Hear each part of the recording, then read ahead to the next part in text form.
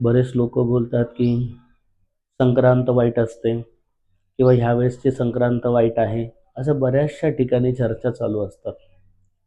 पण खरंच मकर संक्रांत ही वाईट असते का? नाही.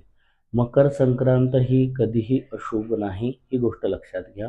उलट मकर संक्रांतीमध्ये असणारा जो पुण्यपर्व काल आहे, तो अक्षय काल म्हटला गेलेला आहे.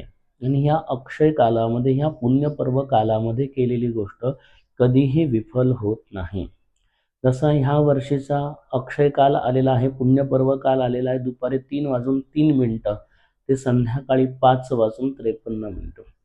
ह्या कालावधीमध्ये केली जाणारी गोष्ट कधीही विफल होऊ शकत नाही, एवढं ह्या मकर संक्रांतीला महत्त्व दिलेलं आहे. आणि ह्या मकर संक्रांतीच्या दिवशी पडणारे जे सूर्याचे किरण आहे, हे खूप सकारात्मक आणि खूप पॉझिटिव्ह सांगितलेले आहे. आणि याचा अजून एक बघायला गेलं तर सत्यनारायणामध्ये सुद्धा याचा उल्लेख आहे.